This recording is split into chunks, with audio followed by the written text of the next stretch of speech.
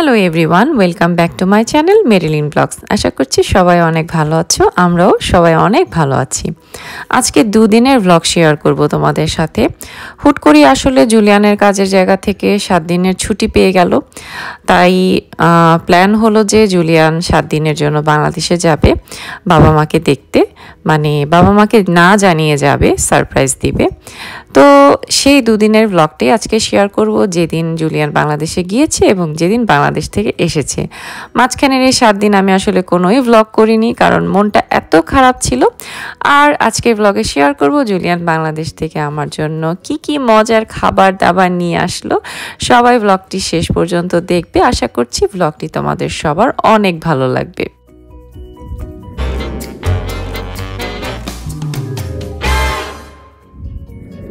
তো এটা ছিল সেদিনের ব্লগ, যেদিন জুলিয়ান বাংলাদেশে যাবে। তো আমি ওকে ওয়েনো কেসে স্টেশন পর্যন্ত দিয়ে আসতে গিয়েছিলাম। এর বেশি যাওয়া আমার আসলে সম্ভব হয়নি, কারণ আমাকে আবার তাড়াতাড়ি ব্যাক করতে হবে অর্কর স্কুলের জন্য। আমি অর্ককে মায়ের কাছে রেখে এসেছি। তো আমরা আসলে ভোর 4:30টায় উঠে ঠিক 5:30টায় বের হয়ে গিয়েছিলাম। আমি ওকে আসলে ভালো মতো একটু বায়ও বলতে পারিনি, একদম শেষ মুহূর্তে আর কি বাই বলেছি। এই ওয়েনো স্টেশন থেকে ও ডিরেক্ট চলে যাবে নারিতা এয়ারপোর্টে। তো এত খারাপ লাগছিল আসলে বলে বোঝাতে পারবো না। আমরা আসলে কখনই এভাবে আলাদা থাকিনি বিয়ের পর। এই হচ্ছে যে প্রথম, মানে 7 দিনের জন্য আমাকে আর অর্ককে রেখে জুলিয়ান এত দূরে যাচ্ছে। তো এত মন খারাপ লাগছিল আসলে।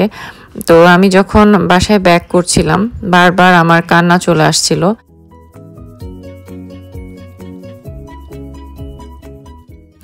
এই তো জুলিয়ান এখন ভিতরে চলে যাবে, এখান থেকে ডিরেক্ট চলে যাবে।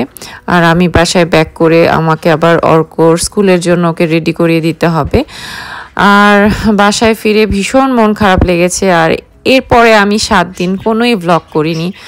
প্রতিদিন আমার আসলে খুবই মন খারাপ লাগতো, আর প্রতিদিনই ফোনের উপরেই থাকতাম। বারবার টেনশন হতো ও কেমন আছে, কি করছে। জানি সবার সাথে এনজয় করবে, বাট ওরও অনেক খারাপ লেগেছে আমাদেরকে ছেড়ে যেতে। বাট কি করার, বাবা মাকেও তো দেখতে হবে। অলমোস্ট বাসার কাছে তারা। চলো আমরা রিসিভ করে নিয়ে আসি, চলো বাইরে যাই। আমরা এখন ওয়েটিং। কোন দিক দিয়ে আসবে গাড়িটা? কে আনতে গিয়েছে দাদাকে আর পাপাকে? কুটুস কুটুস আনতে গিয়েছে। আমরা এখানে টাইম পাস করছি, এনি টাইম চলে আসবে। ফুল হয়েছে বাবা, দেখো এই যে একটা ব্রকলি হচ্ছে, এখানে একটা ছোট্ট ব্রকলি হচ্ছে। আর আমাদের গাছে কত যে গ্রিন পিস, প্রচুর গ্রিন পিস হয়েছে, এত এত গ্রিন পিস। এই যে দেখো খালি তোমরা কত গ্রিন পিস রে বাবা। ও দেখ, গাড়ি চলে আসছে, দুজন চলে আসলো।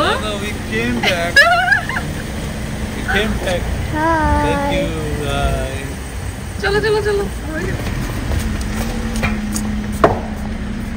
আসলে জুলিয়ান বাংলাদেশে যাওয়ার 3 সপ্তাহ আগে আমার বাবাও গিয়েছিল বাংলাদেশে। তো আসার সময় দুজনে একসাথে এসেছে। তো যেহেতু জার্নি করে এসেছে আর সাথে অনেক খাবার দাবার ছিল যেগুলো কিনা খুব তাড়াতাড়ি আসলে ফ্রিজে ঢোকানো দরকার, সেজন্য বাবা আর ভাই আর কি আর এখন আর কি আমাদের বাসায় যাবে না, মাকে নিয়ে সরাসরি তাদের বাসায় চলে যাবে। আর আমরাও বাসায় যেয়ে জিনিসপত্র বের করতে হবে। ও অনেক কিছু এমন খাবার এনেছে যে ইমিডিয়েট আসলে ফ্রিজে না ঢোকালে হবে না। কিছু রান্না করা খাবারও আছে, কিছু কাঁচা শাকসবজিও আছে, যেটা আমি জানি। তো এখন তোমাদের দেখাচ্ছি। এই হচ্ছে স্পেশাল কিছু কুকিজ। এগুলো সব যে শুধু আমাদের বাসার জন্য তা না, আমাদের কলিগ আছে তাদেরকে দিতে হবে। তারপর আরও অনেকে আছে, আমরা যেরকম উত্তরণে যাই উত্তরণে সবার জন্য, তো এরকম অনেককে আর কি দিতে হবে, সেই জন্য সব কিছু একটু বেশি বেশি। আর হচ্ছে যে এগুলো হচ্ছে দেশি টোস্ট। তো আনার সময় ভেঙে গেছে দেখতে পাচ্ছ, আসলে লাগেজে নিয়ে আসলে এরকমই হয়। তো বেশিরভাগ কুকিজগুলোই ভেঙে ভেঙে গিয়েছে ভিতরে, কিছুই করার নেই আসলে, এরকম জার্নিতে এরকমই হয়। এরকম প্রিপারেশন নিয়ে আসলে সব জিনিস আনতে হয়।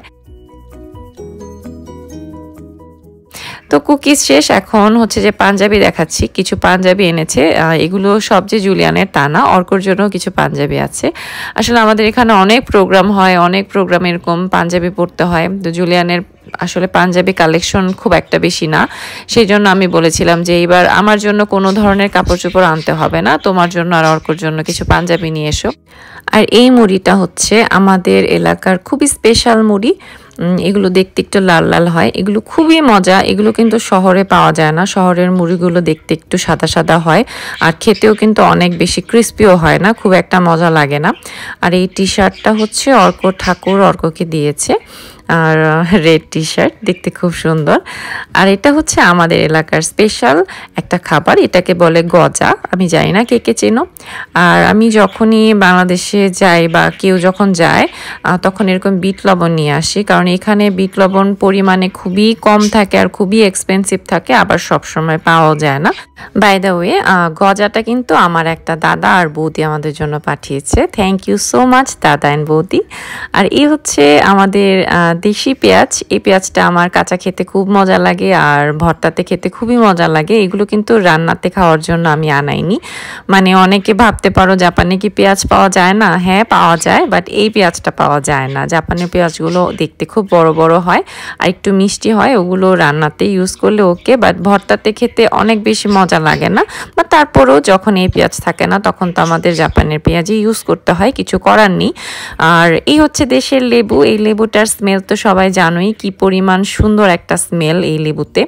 আর দেশের শিম, বরবটি, তারপর হচ্ছে দেশের পটল, এগুলো খেতে আসলে কার না ভালো লাগে বলো। আর যখন কেউ কাছের মানুষ দেশে যায় তখন একমাত্র তাকেই রিকোয়েস্ট করা যায় এগুলো আনানোর জন্য, তাই না? যাকে তাকে তো আসলে বলা যায় না আমার জন্য এটা নিয়ে এসো সেটা নিয়ে এসো। তো সেই জন্যই আর আমাদের আসলে এরকম সৌভাগ্য হয় না, যেহেতু আমরা অনেক বছর পর পর বাংলাদেশে যাই।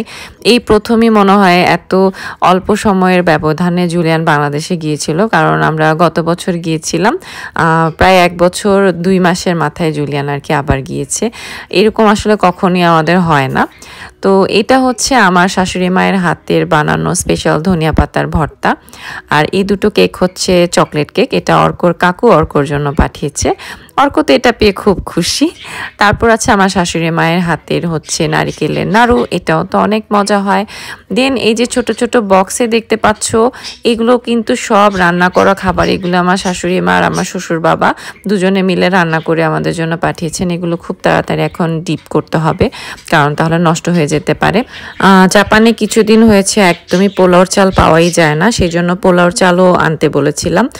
আর আমার শাশুড়ি মায়ের হাতের হচ্ছে স্পেশাল পাটিসাপটা পিঠা। অর্ক পাটিসাপটা পিঠা খেতে খুব পছন্দ করে, তাই অর্কর জন্য পাঠিয়েছে। তো এই তো আজকের ব্লগটি এই পর্যন্তই থাক। আশা করছি আজকের ব্লগটি তোমরা এনজয় করেছো। এই ব্লগটি যখন করেছি আমারও খুবই ভালো লেগেছে। পরবর্তী ব্লগ নিয়ে আবার খুব তাড়াতাড়ি চলে আসবো। ততদিন পর্যন্ত সবাই অনেক ভালো থাকবে, নিরাপদে থাকবে। Bye bye.